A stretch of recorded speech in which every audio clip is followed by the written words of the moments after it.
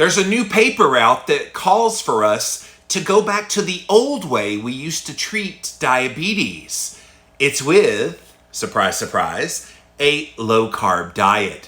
Find out all the details here today on Jimmy Rants. JimmyRants.com is the website, and as always, you can engage live in the content. Come follow me right over here over on Instagram. I am Jimmy Rants on Instagram. Go look me up, follow, and then engage live at 11 a.m. Eastern Time, Monday through Friday. We do have a great time here on the show. Hope you guys enjoy the show here today. We also simulcast over here on my Facebook page as well as over on Twitch. So thank you all for being here today on Jimmy Rants. Just a reminder, download the Twitch app. Follow Jimmy Moore Rants over there.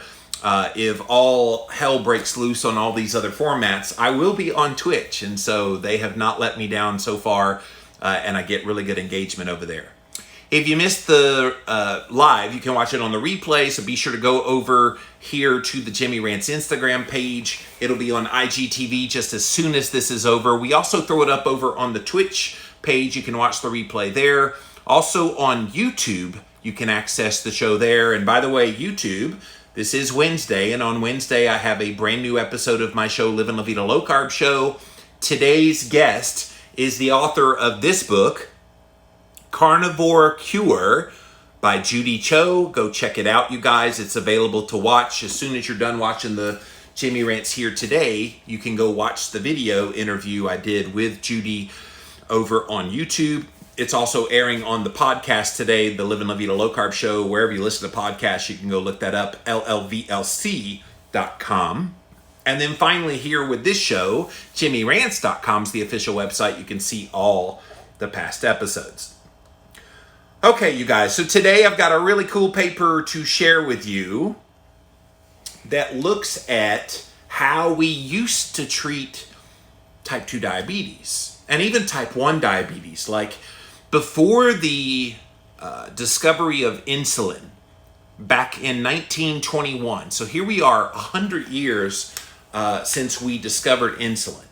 And in a lot of ways, insulin has saved so many people's lives. Like I remember looking at the history of how, especially type 1 diabetic children, had to basically be starved because their body could not produce enough of an alternative fuel source, which we now identify as ketone bodies, to keep them alive. They would have trouble because those type 1 diabetic children had no way to produce insulin. And so if they didn't practically starve themselves, they would die and they would get very skinny, and it was horrible.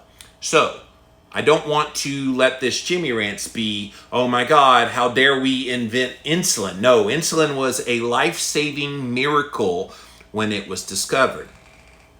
The problem is it became too ubiquitously used for all kinds of diabetes control. It was helpful to type 1 diabetics, but also to type 2 down the road. And here we are today in 2021, so many people with type 2 diabetes. And if you have type 2 diabetes, let me quickly give you a primer if you don't know the difference between type 1 and type 2.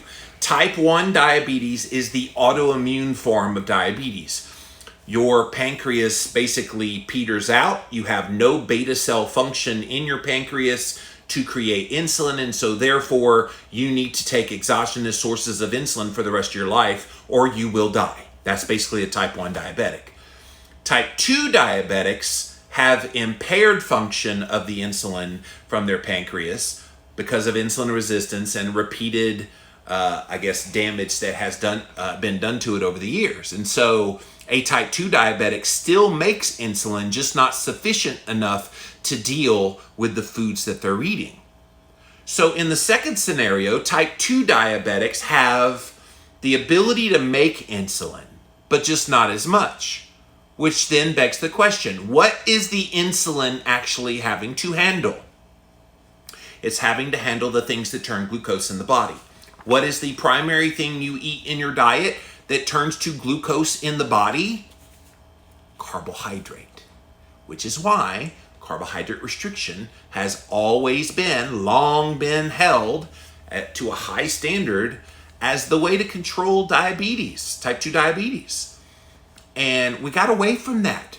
We got to the point now where doctors say, oh, keep eating your normal diet, it's okay, just shoot yourself with insulin and you'll be all right. And they're not thinking about the ramifications of what that's doing. You're getting all the inflammatory and blood sugar spiking effects of the carbohydrate, then you're shooting yourself with a hormone, insulin, and other hormone altering drugs like metformin and different things to manipulate your inability to handle carbohydrates. And most accurately, if you want to describe type 2 diabetes, it's a disease of carbohydrate intolerance.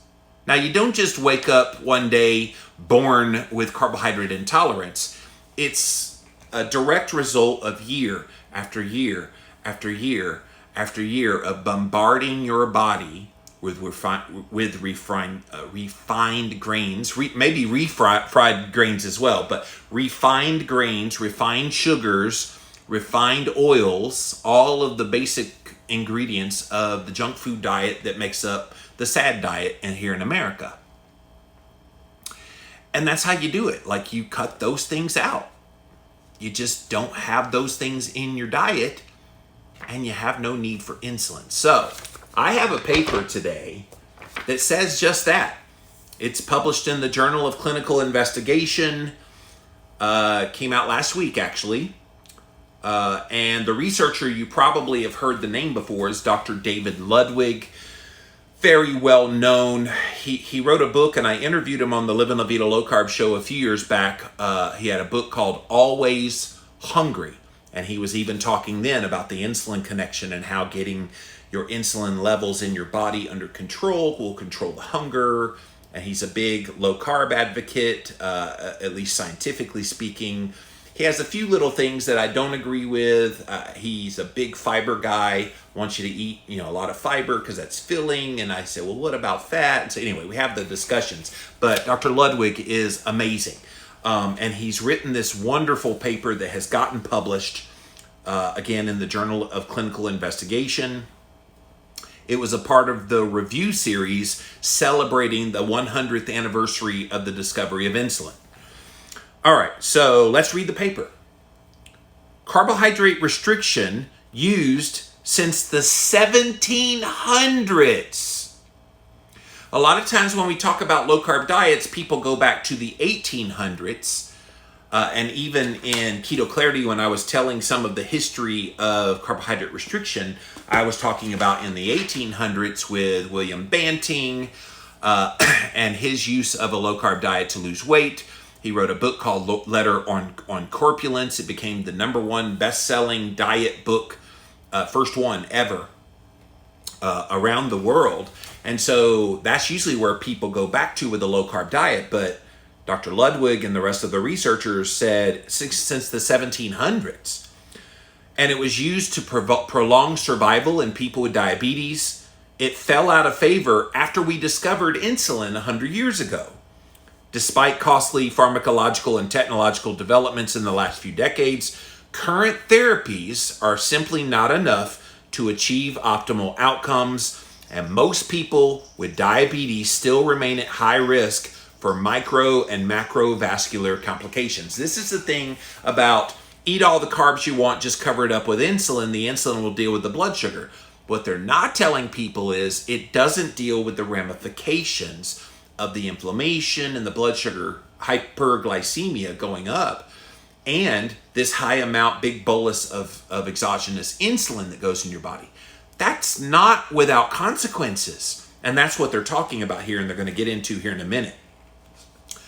Recently, low carbohydrate diets have regained popularity with the popularity of keto, with preliminary evidence of benefit for body weight loss, postprandial hyperglycemia, so that's after eating, blood sugar going up, hyperinsulinemia, which is a chronically high level of insulin, and other cardiometabolic risk factors in type 2 diabetes, and with more limited data in type 1 diabetes as well.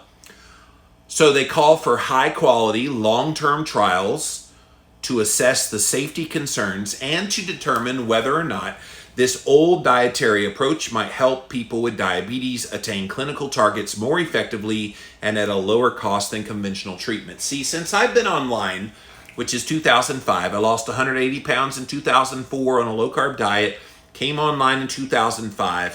From the moment I've been online, all I have heard about low-carb diets is how dangerous they are, how incredibly bad for people, heart disease risk, cancer risk, all-cause mortality risk, even diabetes risk, and that they should be avoided at all costs. And the K word is basically the devil. That's basically, in a nutshell, how I have viewed things since I've been online. And things haven't really changed that much. The only thing that I can say about 2021 as compared to 2005 when I came online is people are more accepting of carbohydrate restriction now. And even in the American Diabetes Association, which is the biggest advocacy for diabetics here in America, they now at least have a low-carb option for people. So the lady that took over the ADA is a lady with type 2 diabetes, and she was able to control it with a low carbohydrate diet. So she uses it herself, and so she had it implemented that it should be an option for people to choose from, along with the traditional ADA diabetes diet. If you just joined us, I am reading from a published paper from Dr. David Ludwig, very famous low carbohydrate researcher. And the paper is called Carbohydrate Restriction for Diabetes, Rediscovering Centuries-Old Wisdom. It's part of a review series in the Journal of Clinical Investigation for the 100th anniversary of insulin's discovery. And it calls for a return to a low-carb diet. And we really need to examine this. Let's look at the safety effects of it. Let's see why this works for so many people. To control type 2 diabetes. Practitioners literally around the world are using this approach with their patients. And they don't really have to be on any diabetes medications, maybe metformin, but most of them no medications and most of them no insulin at all. So they kind of get into that here. Introduction. The primary goal of medical nutrition therapy, so that's what they're calling a low carbohydrate approach for dealing with diabetes, MNT, for diabetes management is to achieve optimal metabolic control, blood glucose levels in the normal range or as near normal as safely possible, lipid levels, that's your cholesterol, in the recommended ranges to reduce the risk of micro and macrovascular complications while also preserving normal growth and development as in the case of children. Increasing recognition of the contribution of postprandial hyperglycemia. Remember, postprandial means after eating, hyperglycemia, high blood sugar, to elevated hemoglobin A1C, HbA1c. So that's the average of the last 3 months of your blood sugar levels at all times. It's a blood marker that your doctor can run. And as an independent risk factor for diabetes complications. It highlights the importance of reducing glycemic excursions, and as the principal determinant of postprandial glycemia, dietary carbohydrate offers an attractive therapeutic target. What's never made sense to me in the people who say, eat your carbs just covered up with insulin, what's never made sense to me is what is the argument for the carbohydrate consumption? Traditionally, the reason they have pushed carbohydrate consumption, and they usually say a minimum of 130 grams of carbohydrate a day, and that you must have that amount of carbohydrate. Well, the problem is that's not accurate. Yes, you do have specific needs in the body that are called glucose-dependent functions. So there are glucose-dependent functions in the brain and the heart and various parts of your body. But just because the body requires glucose for those functions doesn't mean you need to eat carbohydrate that then turns to glucose in the body. This is where all of these supposedly smart people are very derelict in their education. Because if they actually educated themselves, they would know about the process of gluconeogenesis, where fat and protein can get converted very easily into glucose on an on-demand basis. So if it's demand-driven and the body needs glucose, the body's very, very smart at taking the things you feed it even if you eat carnivore, it could take the fat and protein that you consume, make all the glucose in the world that your body needs for those glucose-dependent functions in the body, and then distributes it to those places. In fact, just before I came on Jimmy Rants today, I was talking to a friend who was having an elevation in her blood sugar. She was kind of freaking out about it. And then I said, well, what's your blood sugar like the rest of the day? And she said, oh, and it's normal. It's like in the 80s and 90s. I'm like, and your A1C? Oh, it's under 5.5. I'm like, and the 120, you're worried about it. Why? And what she didn't understand was that's where the body's basically saying, all right, you need some glucose. We're going to make it, store it here in the morning, and then distribute it to all those places in the body that it needs, and then you're good to go. And it's such an elementary thing that doctors should easily be able to understand, but they don't. And so they recommend 130 grams of carbohydrate, thinking that that's what you need to make 130 grams of glucose in the body. But when you flood your body with 130 grams of carbohydrate, and on top of that, have fat and protein in there as well, it turns into a metabolic disaster, which then exacerbates type 2 diabetes. Again, if you're just joining us, we are reading through a published paper. It just came out last week in the Journal of Clinical Investigation by Dr. David Ludwig, a very famous researcher, and many others on this paper, Carbohydrate Restriction for Diabetes, Rediscovering Centuries-Old Wisdom, and they're putting out a call. We need to get back to a low-carb diet. If you have type 2 diabetes, your doctor, every practitioner in the world should be using carbohydrate restriction as a means of controlling your disease. You don't need diabetes medications necessarily, maybe for a bit until you wean off of it going on low carb. Maybe metformin sticks around for a little while, but you most certainly as a type 2 diabetic do not need insulin. Qualitative aspects of carbohydrate like fiber are universally emphasized in all nutrition guidelines. However, carbohydrate reduction can decrease your after eating blood sugars, postprandial glycemia, and insulin requirements, meaning if you're not eating the carbohydrates that's causing the need for insulin, you don't need insulin anymore. Much more efficiently than any other dietary intervention, which has always perplexed me about the ADA's traditional diabetes diet. It's very high in carbohydrate. It's very low in fat. So you take away one energy source, fat, and you replace it with another energy source, but that energy source then exacerbates the diabetes, which then requires you to eat more of the energy source that's bad, that's exacerbating the diabetes, so then you shoot them with a drug. Do you see how crazy that is? Whereas if they flipped the script and had them be fat burners by limiting carbohydrate and eating more fat and fueling their body with fat, but then not exacerbating the diabetes, how well is a low-carb diet for people with diabetes? It should be the standard of care. And yet it's not. It also provides additional benefits for reducing cardiometabolic risk factors. When you reduce your carbohydrates, you do so many good things if you're diabetic. You reduce triglycerides, the really bad fat in the body. You raise HDL, you lower inflammation, you lower blood pressure. I could go down the list of all these great benefits that come from carbohydrate restriction, and especially for someone with type 2 diabetes. And just imagine someone with type 2 diabetes as basically someone with insulin resistance on overdrive.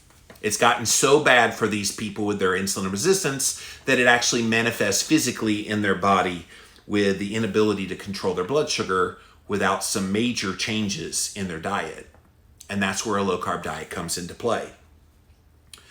Nevertheless, concern for hypoglycemia, which is too low blood sugar, ketoacidosis, which I've talked about till I'm blue in the face, not really an issue, but they always throw it in the face of people with diabetes. Oh my gosh, you don't want to eat ketogenic diet. That's going to cause ketoacidosis. I've debunked that one so many times, it's not even worth talking about.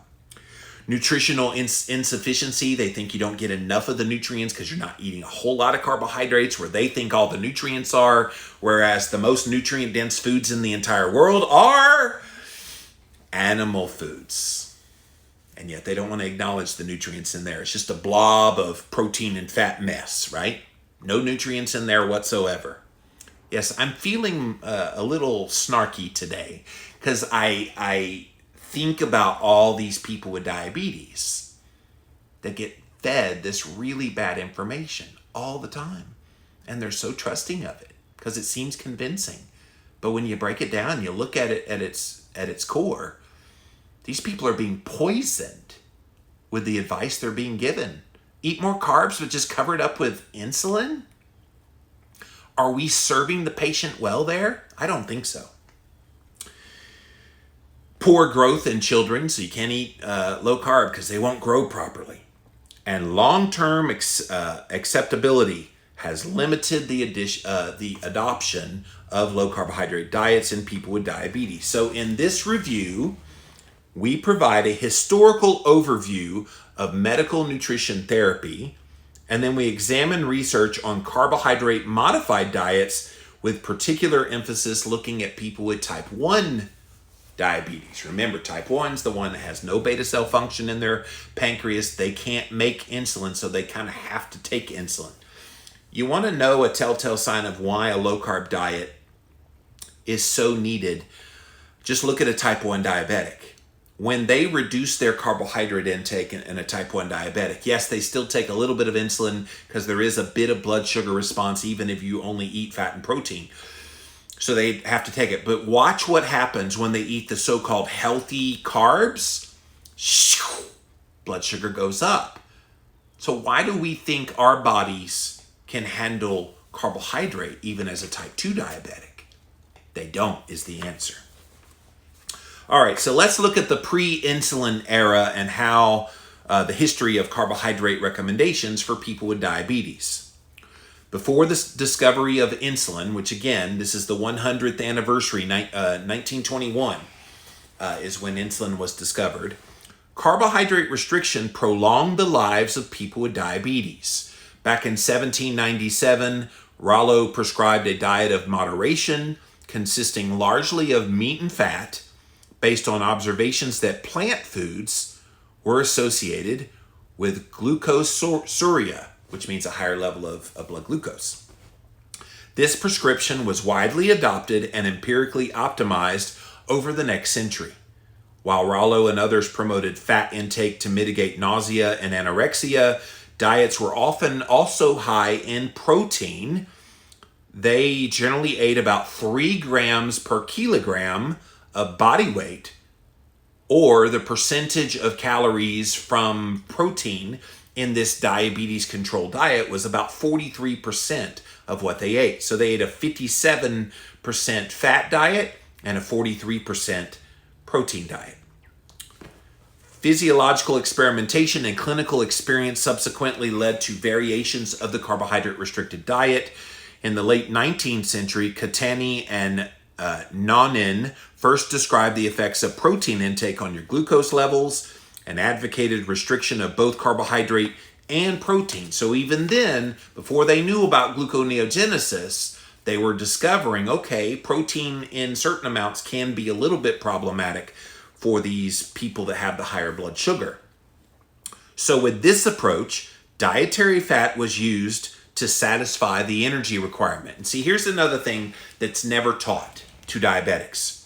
You can either be fueled by glucose primarily, or you can be fueled by fat primarily. Both are sufficient fuels for the body.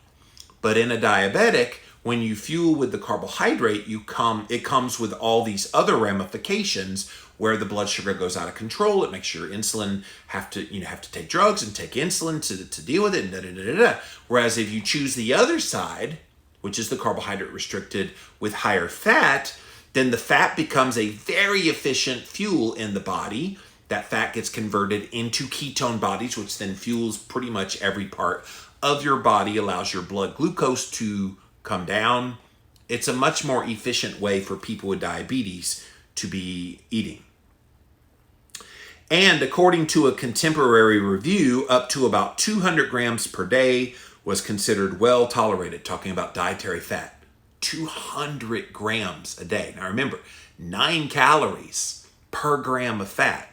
So are you eating 1,800 up to 1,800 grams, or excuse me, calories worth of fat? Don't do 1,800 grams of fat. Don't do that. But 1,800 calories worth of fat, that's a hunk of burning fat, baby. Based on animal studies and observations that intake of fat and protein exacerbated ketonuria during ketoacidosis, Allen and Jocelyn introduced prolonged fasting as well as hypocaloric diets that all restricted every single macronutrient there was, fat, protein, and carbs.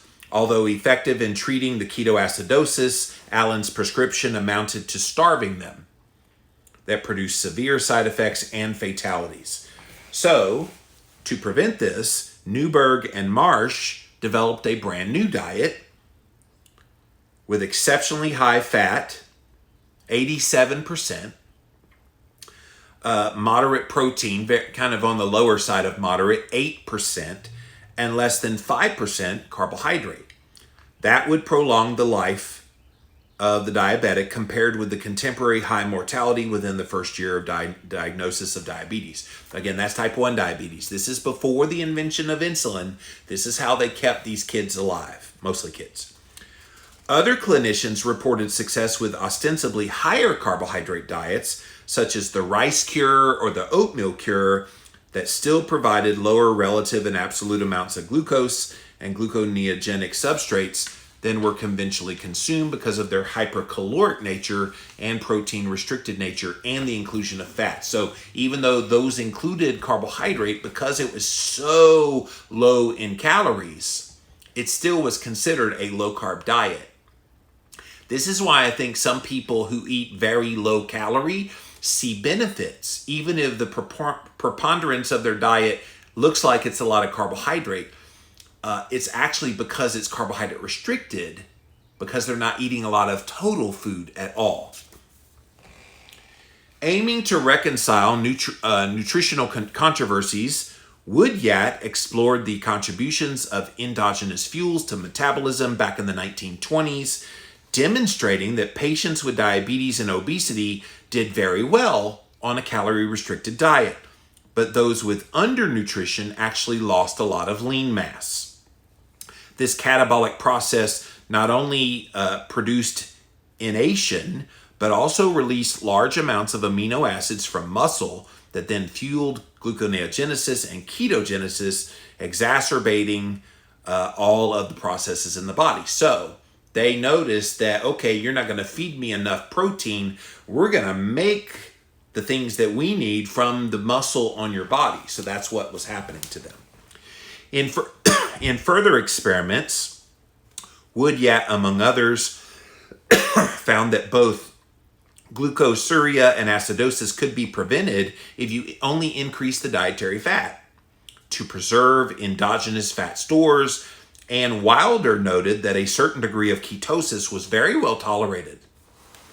That's the nutritional ketosis that now we, as keto dieters today, enjoy, laying the foundation for differentiating nutritional ketosis, which is healthy, from ketoacidosis. With the discovery of insulin back in 1921, however, this research was abandoned.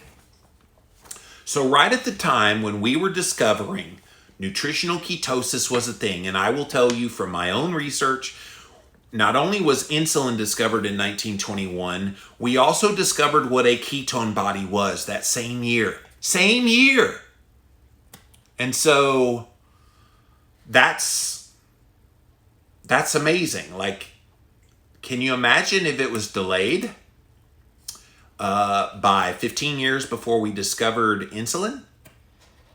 And we had a lot of knowledge about ketones and what their uses were, so that by the time insulin comes along, we would have a lot of knowledge about, oh, well, okay, we carbohydrate restriction, and then in those people that don't get benefit from doing those things, then put them on insulin, what history would have changed, right? It's amazing that happened in the same year. And so in the year we were learning about ketones and how it's different with a nutritional ketosis approach, we also discovered insulin. And then they abandoned all of the look at nutritional ketosis.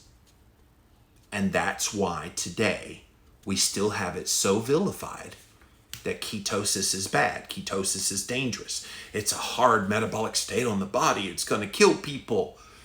Because we never finished that research. And that's what these researchers here, led by Dr. Ludwig, are trying to call for. Is we need to get back to that. We need to finish the work that was started way back when. And we need to finish the job and learn and know that this is a very effective way of controlling type 2 diabetes. So early on in the insulin era, insulin was initially used as an adjunct to the prevailing diets that restricted carbohydrate. So at first they were trying to assimilate the two, and it promoted a mild energy deficit. By the 1940s, diets with higher carbohydrate content gained favor, with reports of increased energy levels, less hunger, better compliance. So people liked it. They felt good on it. At that time, lacking practical methods for frequent monitoring, blood glucose was measured infrequently and primarily only in the fasted state.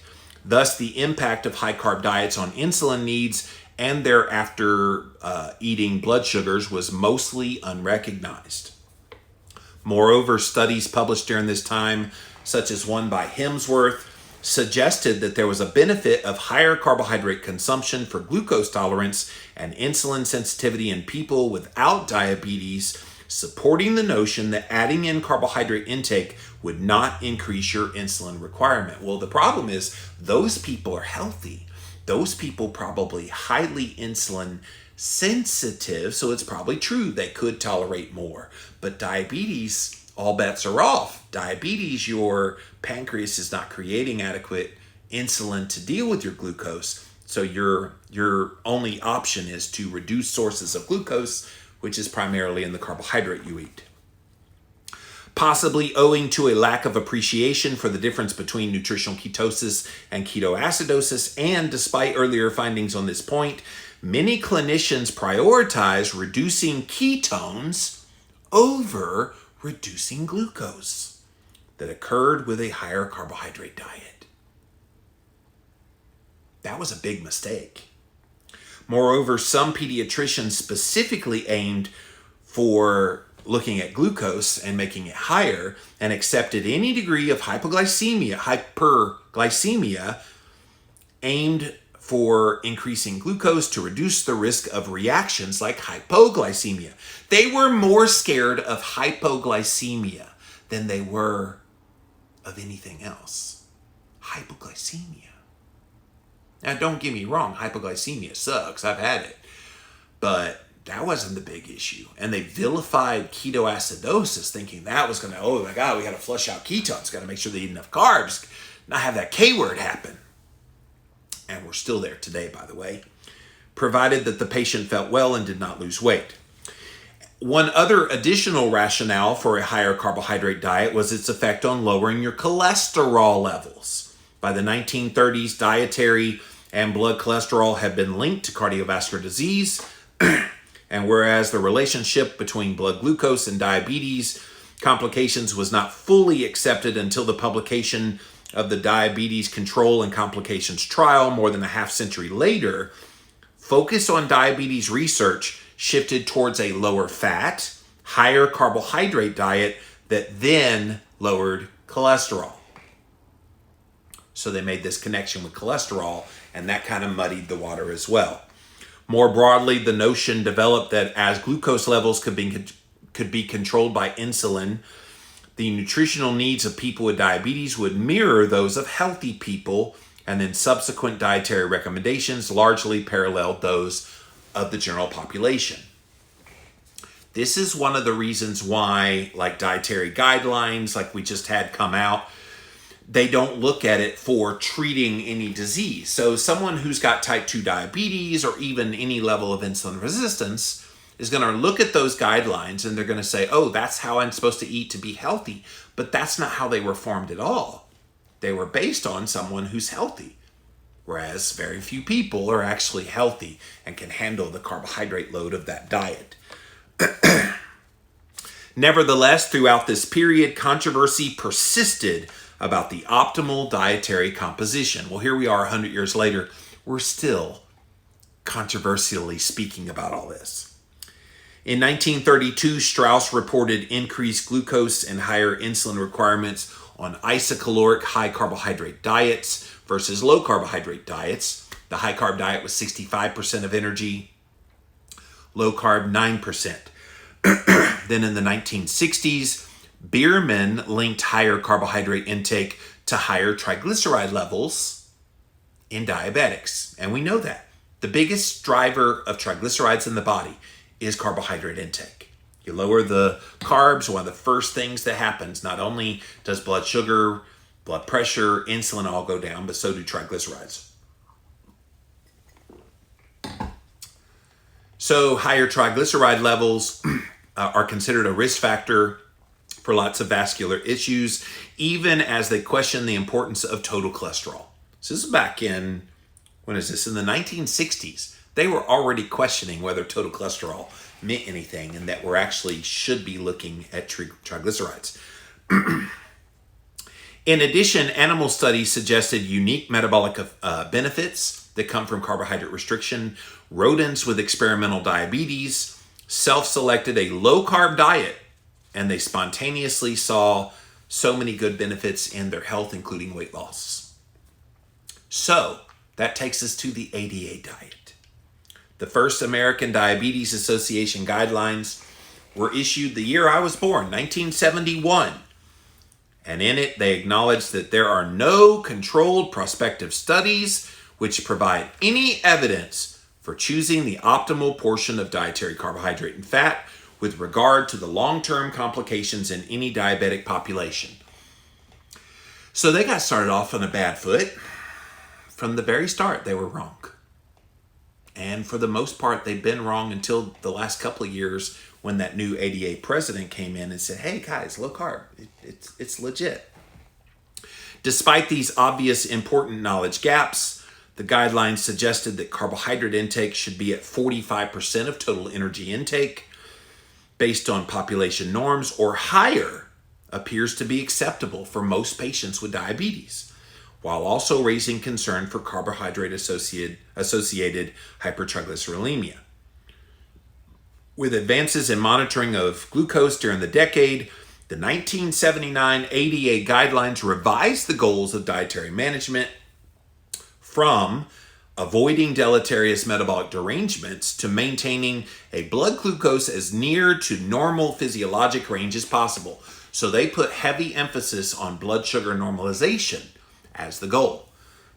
Now, here's the problem. Like, blood sugar regulation at all costs means if you promote people to eat a carbohydrate filled diet, which is what they have and for the most part still push, they have to use drugs. They have to use insulin to bring it into that normal blood glucose range. Blood glucose should have never been the end game, just looking at blood glucose. They needed to look at the totality of everything and what effect all of these other things would have in addition to blood glucose.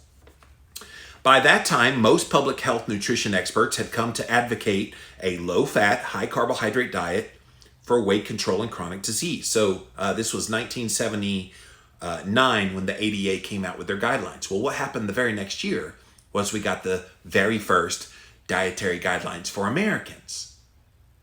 Something happened in the 70s that made everybody think, oh, we need to tell people how to eat. And it first started with the ADA, and then it went to the USDA, and we're still under the auspices of both of those entities today. Research on diabetes shifted to qualitative aspects of carbohydrate, things like fiber and then later glycemic index.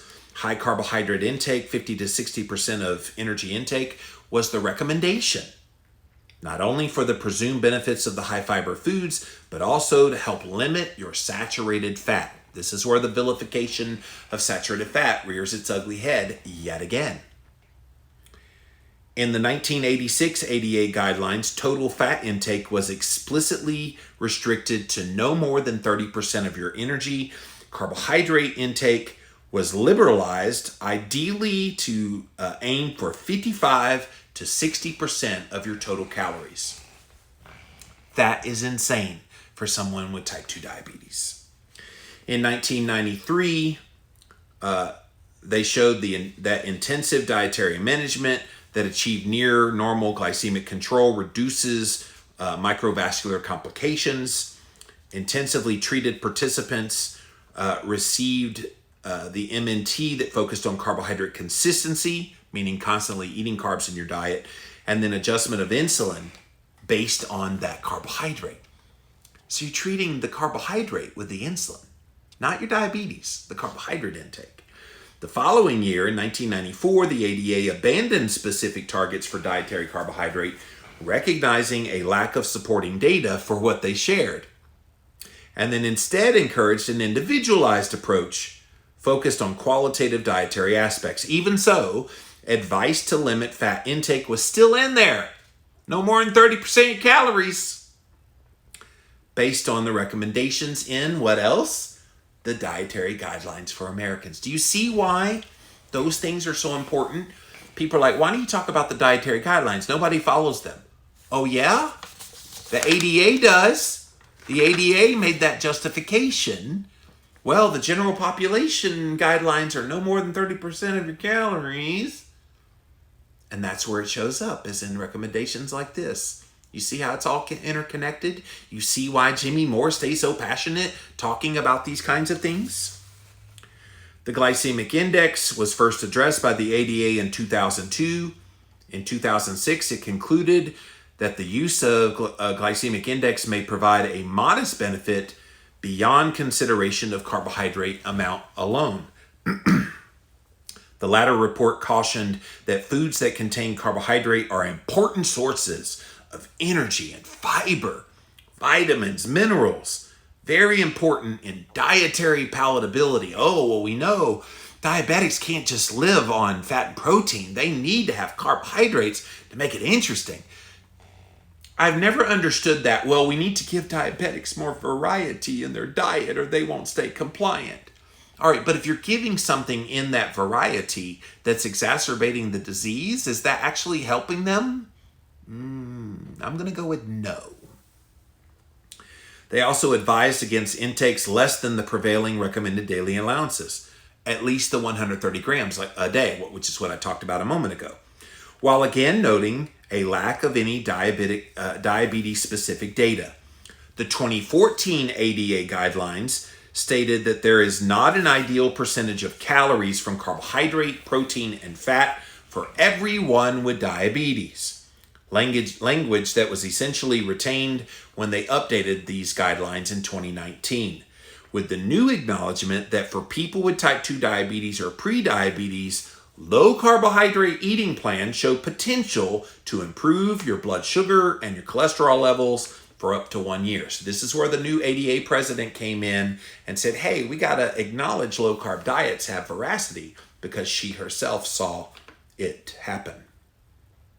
Other influential guidelines, such as those from the International Society for Pediatric and Adolescent Diabetes, they still continue to promote high intake of carbohydrate, 45 to 50%, and specifically caution against low carbohydrate diets in children and adolescents. I think kids could probably do okay on a low carb diet. I don't think they need it unless there's some specific issue that they're dealing with. Most kids can handle real food-based carbohydrates, I think. One thing, at least I didn't see in that history of the ADA, is in Canada, they also, and I did a Jimmy Rants on this last year, they also have now embraced carbohydrate restriction as an option for people with diabetes. So yes, it's still in place in various ways with the old diet of the 45, 50, even up to 60% of carbohydrate. There is now at least an acknowledgement from the biggest diabetes advocacy groups here in America and in Canada that carbohydrate restriction could be an alternative way to control blood sugar. So let's look at the trends in glycemic control amid technological developments. Over the last 50 years, major pharmacological and technological innovations have been developed to improve glycemic control, including insulin analogs, insulin delivery systems, providing major benefits, but at substantial expense to patients and the healthcare system. So self-monitoring of blood glucose, so everybody can get a glucometer now at your local pharmacy, allowed patients to make daily therapeutic decisions and to target glycemic goals. A prerequisite for intensive insulin therapy with flexible dietary prescriptions. However, this now introduced new challenges. In current carbohydrate counting approaches, patients adjust their pre-meal insulin to match their planned carb intake. There it is. If you're adjusting your amount of insulin based on the number of carbs you're going to eat in a meal, doesn't that tell you that if you don't eat said carbs in meal, maybe you don't need that insulin? Like, has nobody put on a common sense hat and thought that one through? Patients must have access to comprehensive nutrition education and the cognitive development and number skills to accurately estimate the carb content of food. That's the other thing. It's kind of tricky sometimes, and you kind of eyeball something. Oh, that looks like it's about 10 grams of carbs, and it's actually 20 grams of carbs, and then you're not giving yourself enough insulin to deal with the so there it is. Studies have shown wide variations in the ability to accurately count carbs. Postprandial glycemia and insulin requirements are often affected by the carb quality, such as the GI, the intake of other macronutrients. Here's something they don't talk about. If you eat enough fat with a carbohydrate, it can blunt the blood glucose effects of that carbohydrate. This is why you should never eat a carbohydrate alone. That's the worst thing in terms of your blood sugar that can happen. But if you eat fat and protein with minimal kinds of carbohydrate, it can blunt the glucose effects of that carbohydrate. Protein contributes to your postprandial glycemia and insulin requirements by providing amino acid substrates for gluconeogenesis, which we talked about, by stimulating glucagon secretion. So glucagon is the hormone that's the inverse of insulin. So insulin pushes blood sugar down, glucagon pushes blood sugar up, and its goal is to keep you in this really tight and healthy range. Dietary fat delays gastric emptying, blunts the early rise in plasma glucose, which is the blood sugar, causes dose-dependent late postprandial hyperglycemia. So sometimes you'll see a little bit of a spike in your blood sugar late. Because of the obvious complexity of these interactions, only select individuals are able to master what their insulin requirements are and adjusting accordingly. Rapid and ultra-rapid acting insulin analogs with their earlier onset and shorter duration of action compared with regular insulin have allowed for more physiological coverage of the carb intake. Remember, primary reason you use insulin as a type 2 diabetic is to just cover up your carbs. Diabetes is a disease of carbohydrate intolerance. You remove the carbs, you remove the need, for the most part, for insulin. Despite their rapid absorption, the actions of insulin analogs peak around 90 to 100 minutes, and then they persist for 5 to 6 hours. In contrast, glucose appearance in blood from a mixed meal typically peaks 1 hour postprandial, 60 minutes, and then persists for only a 2 to 3 hour period. A mismatch that could be partially addressed by administration of insulin 15 to 20 minutes before the start of a meal. However, glycemic response to high carb meals varies substantially among individuals, even with careful control of other dietary factors, and the prevention of both early prandial hyperglycemia and late postprandial hyperglycemia remains a challenge. And plus, they assume the only thing that affects your blood sugar levels is the food you eat. I have had stressful days where I'm using a CGM and I'm looking at my blood sugar, stressful days, and I see blood sugar go up and I haven't eaten anything.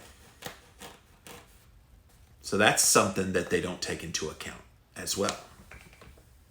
Continuous glucose monitors like the CGM I was just talking about provide detailed information on glucose patterns, and they have the additional advantage of showing the direction and the rate of change of glucose concentrations.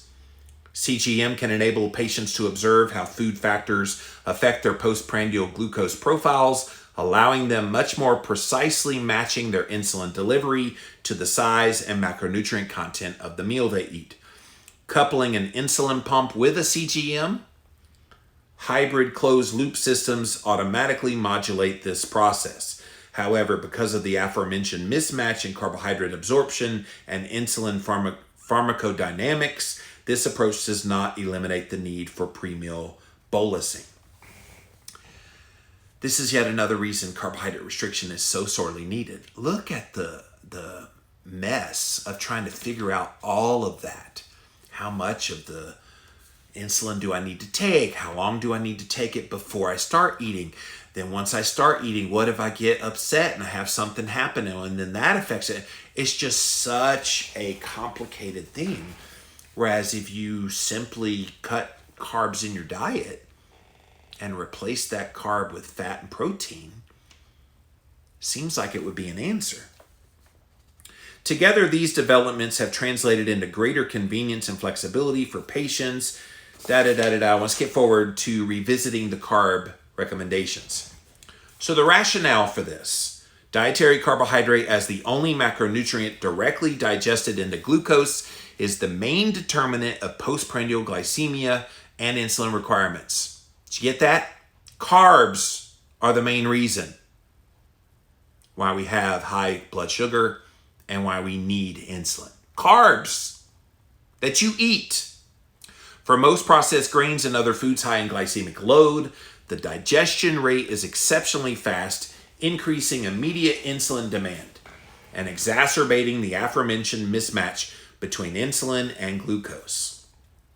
Beyond glycemic control, a high glucose diet may increase the risk for cardiometabolic complications in diabetes, exacerbated by higher associated insulin requirements. Insulin resistance and hyperinsulinemia are well-recognized features common in people with type 2 diabetes and metabolic syndrome. Hyperinsulinemia is also characterized in type 1 diabetes, in part because the peripheral route of insulin administration requires higher than normal systematic concentrations to control glucose output. Peripheral hyperinsulinemia increases anabolic activity of the adipose tissue, that's your fat, potentially contributing to a higher incidence of overweight and metabolic syndrome in those with type 1 diabetes. Although intensive insulin management on a conventional diet reduces postprandial hyperglycemia, weight gain frequently occurs and is related to a decrease in glucose, increased calorie intake from treatment of more frequent hypoglycemia, and the metabolic effects of having high levels of insulin. Hence, measures to slow the rate or total amount of glucose absorption from a meal may not only improve the management of glycemia, but also reduce this cardiometabolic risk. A reduction in the glycemic load may also help prevent type 2 diabetes in light of strong positive associations between these foods and an overall high GL diet. All right, so then they look at carb quality. Independent of the amount consumed, qualitative aspects of carbohydrate can also influence glycemic control and CVD factors. Both soluble and insoluble fiber may affect their glycemic response to a meal, the former by increasing intraluminal viscosity in the small intestine and slowing carb absorption, the latter through primarily mechanical effects that slow the digestion. So he's a big fan, Dr. Ludwig, of adding in fiber. And so I don't want to belabor that point, but he says that quality of a fibrous carbohydrate, if you're going to eat carbs, tends to be the better one. What about the carbohydrate amount? With the possible exception of nursing infants, humans at all stages of life can survive with basically no carbohydrate. There's no essential dietary carbohydrate. There is essential fat, there's essential protein, but there is no essential carbohydrate.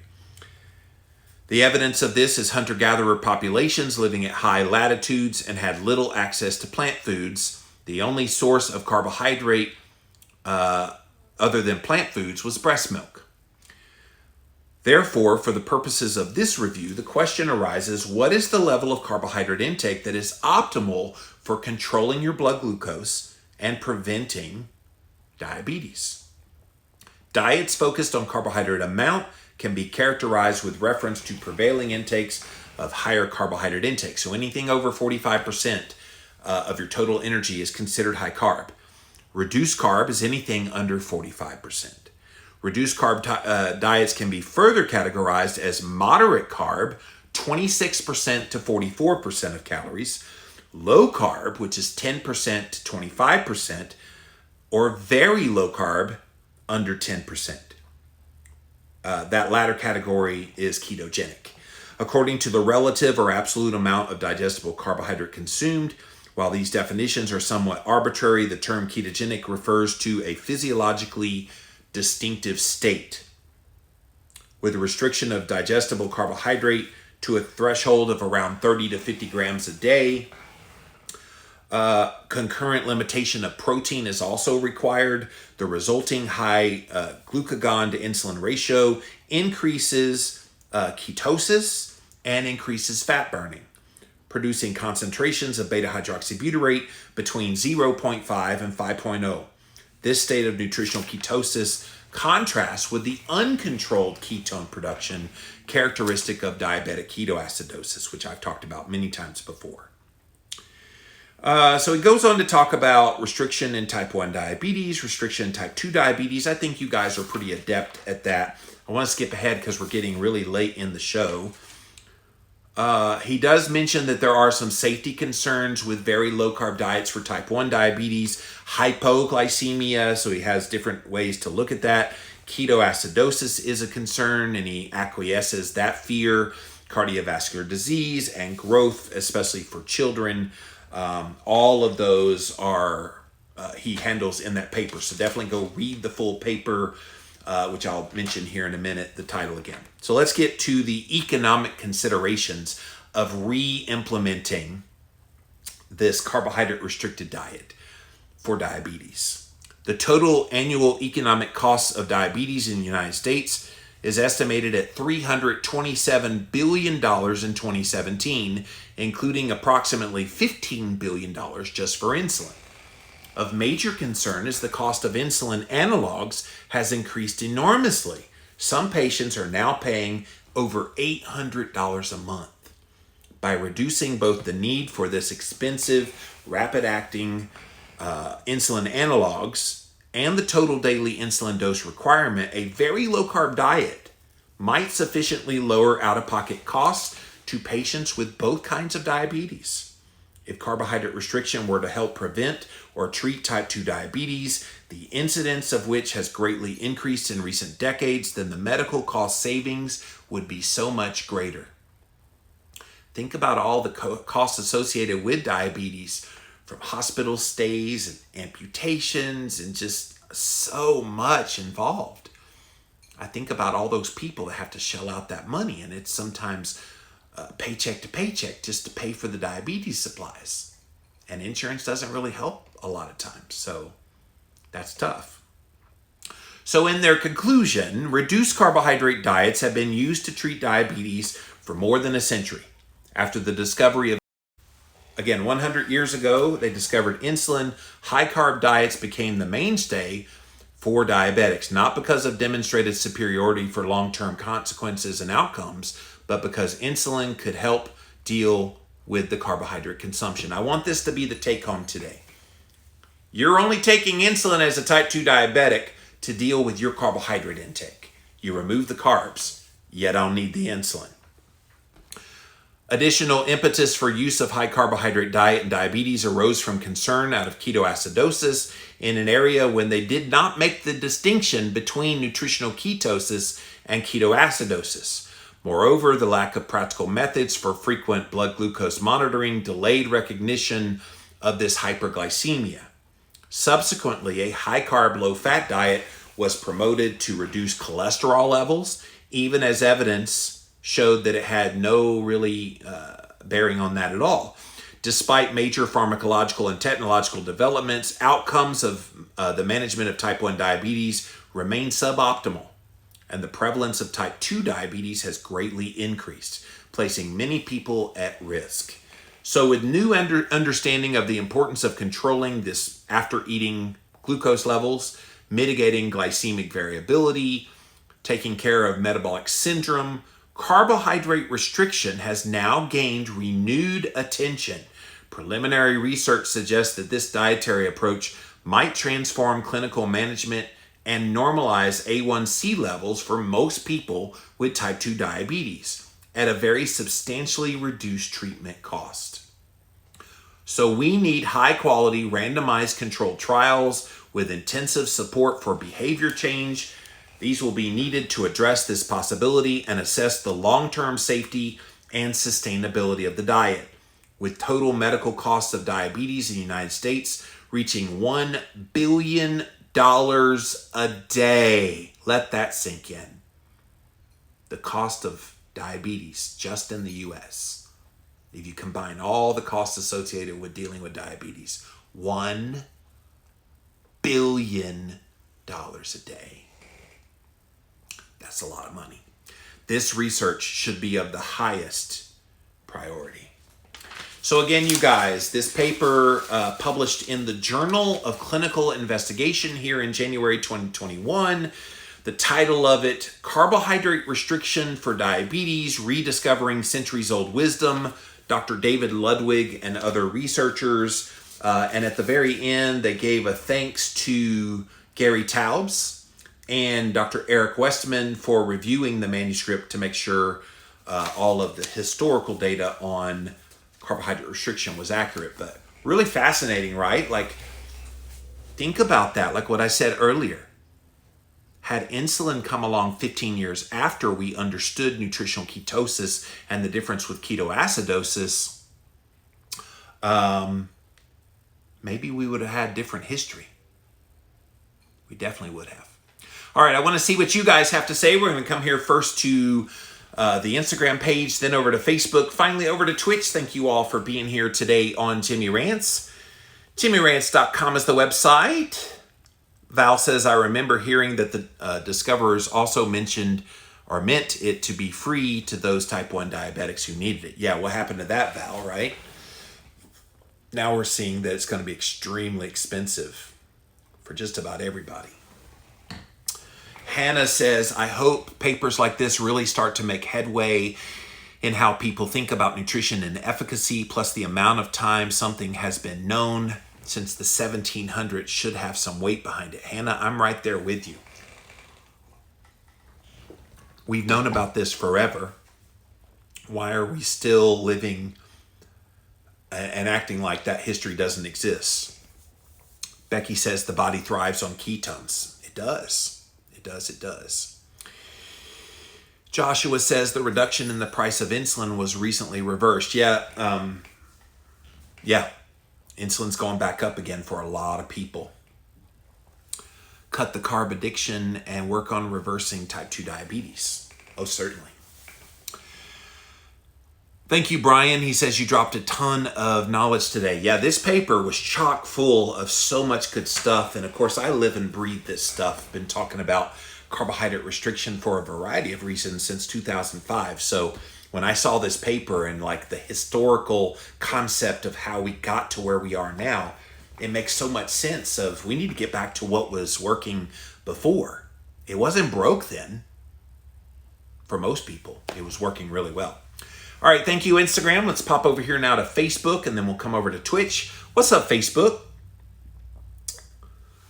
Rabbi says, hard to do a meta-analysis, but beware of anyone tells you about this meta-analysis. It's crazy to say one solution works at 6 months and then not at 12 months. Compliance is key.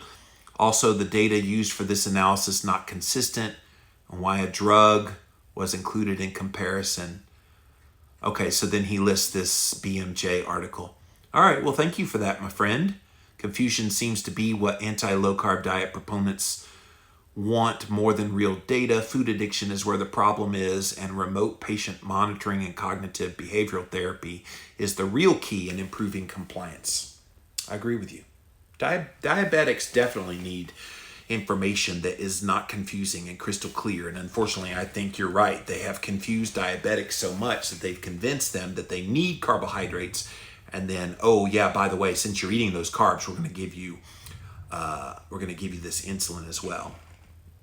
Mandy says, I'm late. I'll go back and watch. Yes, you definitely need to go back and watch this from the beginning. It was a good. Thank you, Facebook. Let's go over here now to Twitch. Cariana says, I'm glad to see some curious science again. I thought they were becoming extinct. Well, I can tell you, Dr. David Ludwig is one of those kind of researchers, and he's highly respected. That's how he got published in the Journal of Clinical Investigation. He's very highly respected in the research world, and he's on our side. He understands all of the ins and outs of all this stuff. So you're right. It's good to see people like him. He is few and far between, but he's got the moxie to make things happen. All right, guys, I hope you enjoyed that. Definitely share this Jimmy Rants about this published paper calling for a return to a low-carb diet in the treatment of diabetes. Man, we need it now more than ever before.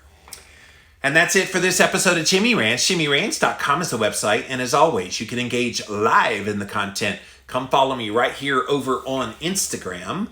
I'm Jimmy Rants over there. We're here Monday through Friday, 11 a.m. Eastern Time. So check us out, you guys. Thanks for being here.